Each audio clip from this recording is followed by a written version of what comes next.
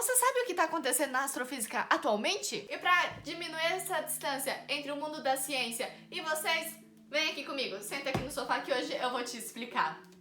Bom, não é nenhuma novidade que nós, astrofísicos, queremos entender todas as coisas que acontecem ali no espaço.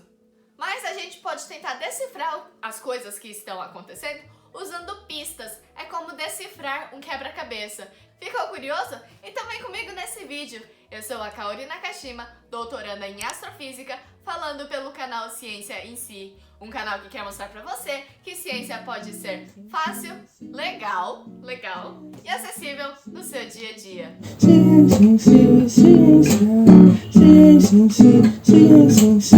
Bom, vamos começar com um exemplo. Você tem os seus 5 sentidos. Então, por exemplo, você vê uma panela cozinhando. Você ouve aquele barulhinho de fritura. Você sente o cheiro maravilhoso daquela batata frita suculenta. Batata frita e só. E aí você toca naquela batata frita. Batata frita. Que acabou de sair quentinha, com aquela textura engordurada. E finalmente você... E só. Mas e nesse segundo caso? Você vê uma coisa cozinhando, você ouve o barulhinho de fritura e no final era pastel.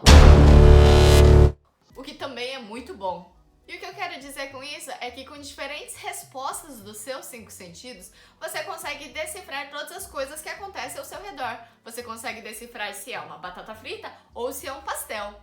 E da mesma maneira, na astrofísica, nós temos diferentes peças para tentar desvendar os mistérios do universo. Bom, e quais seriam essas pecinhas então? Você já ouviu falar do espectro eletromagnético? Caso sim, caso não, aqui vai uma rápida recapitulação.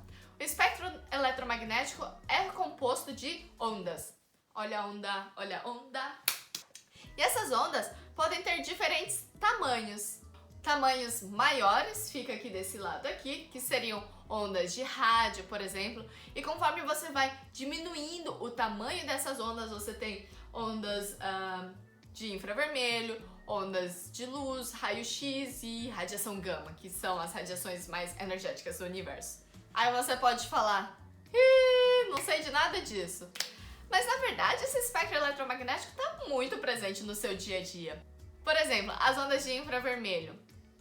Você tá aí na tua quarentena e aí você assiste uma série policial onde eles usam aqueles óculos de infravermelho para detectar onde estão as pessoas. Ou seja, usando lentes especiais, você consegue enxergar coisas que antes você não enxergava com esses olhos. Ou, por exemplo, as ondas de rádio. Se você tem um aparelho de rádio, ela vai conseguir captar essas ondas de rádio e transformar em música. Mas a gente não consegue ver essa radiação. Mas mesmo assim, ela está lá. Então, usando diferentes aparelhos, a gente consegue detectar as coisas que estão acontecendo.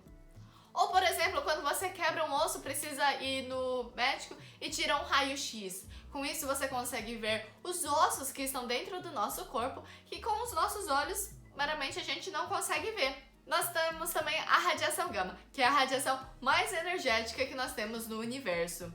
Não que ela esteja realmente muito presente no nosso dia a dia, mas ela pode causar muitos estragos. Por exemplo, transformar o Hulk em Hulk. E que, inclusive, a radiação gama é o meu tópico de pesquisa do doutorado. E assim é um espectro eletromagnético. Assim como no nosso dia a dia ele revela diferentes características do nosso cotidiano, o espectro eletromagnético também revela diferentes características das fontes dos objetos astronômicos. Lembra nesse vídeo aqui que eu falei que quando uma estrela morre, ela pode explodir em uma supernova? Bom, trago aqui pra vocês uma estrela que morreu, se transformou numa supernova e agora temos apenas os seus restos mortais, que são estes daqui. Este objeto é chamado de nebulosa do caranguejo e cada quadradinho aqui mostra a mesma região do espaço, é o mesmo local, só que usando diferentes lentes. Então aqui nesse começo nós temos ondas eletromagnéticas de rádio e conforme a gente vai andando, a gente vai diminuindo o comprimento de onda. Então a gente tem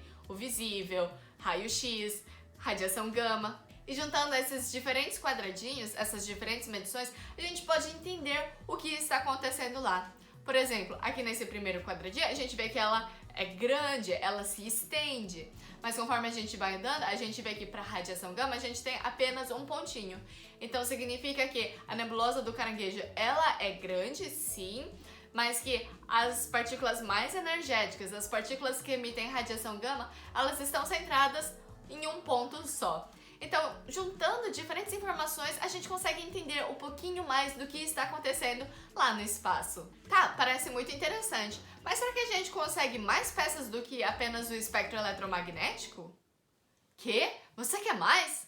Eu quero sempre mais, que hoje eu quero sempre mais do que eu posso ter. Beleza, você quer mais? Então eu vou te dar mais uma peça. Ondas gravitacionais. Bom, eu comentei que uma estrela pode morrer e transformar em uma estrela de nêutron. E essas estrelas de nêutrons podem ser tão massivas que elas podem se encontrar e formar ondas gravitacionais. E foi isso o que aconteceu. Em 17 de agosto de 2017 foi a primeira vez que detectamos ondas gravitacionais e espectro eletromagnético da mesma fonte, do mesmo objeto. Tá, mas como é que foi isso? Bom, sabe o Velho Testamento, quando não existia nada e Deus disse que haja a luz? Let there be light. There was light. Foi mais ou menos isso.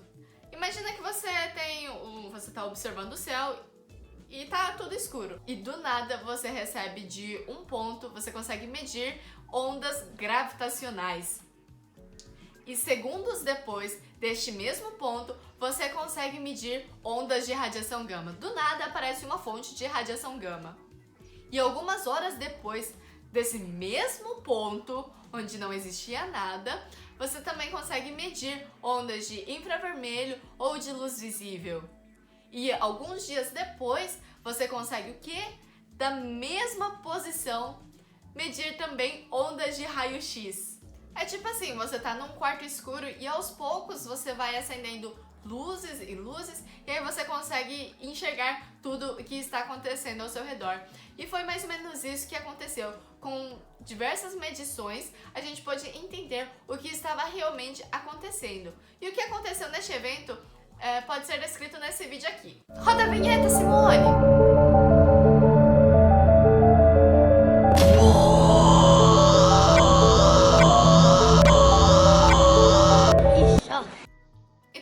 Nesse vídeo que este evento teve diversos processos. Primeiro, as duas estrelas de nêutrons vão se juntando e emitem ondas gravitacionais. Depois disso, tem um jato que se estende mais rapidamente e esse jato é o de radiação gama. E depois, ali no centro, tem diversas estruturas que a gente pode descrever ou tentar entender utilizando outros comprimentos de ondas do espectro eletromagnético. E este evento da junção de duas estrelas de nêutron emitindo ondas gravitacionais e ondas eletromagnéticas foi muito importante, porque agora a gente pode realmente dizer, a gente pode combinar duas peças diferentes para tentar entender, para tentar montar esse quebra-cabeça. Eu quero sempre mais do que eu posso ter. O quê? Você ainda quer mais? Então tá bom, então eu vou te dar mais uma peça do quebra-cabeça. Neutrinos. Neutrinos também podem ser peças essenciais para desvendar o quebra-cabeça. E na verdade nós tivemos uma medição, sim, em conjunta de neutrinos com espectro magnético de uma galáxia muito ativa, e com essas duas medições a gente pôde entender um pouquinho mais do que estava acontecendo no centro dessa galáxia também. Então, na verdade, nós temos três tipos de mensageiros: o espectro eletromagnético, ondas gravitacionais e neutrinos.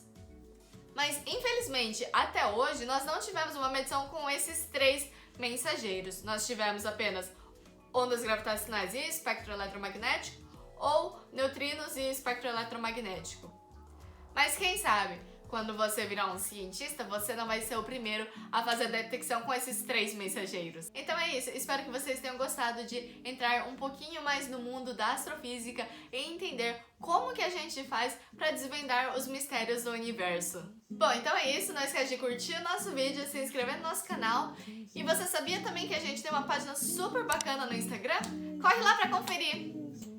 Um beijo, galera! Até a próxima! Eu quero sempre mais do que eu posso ter.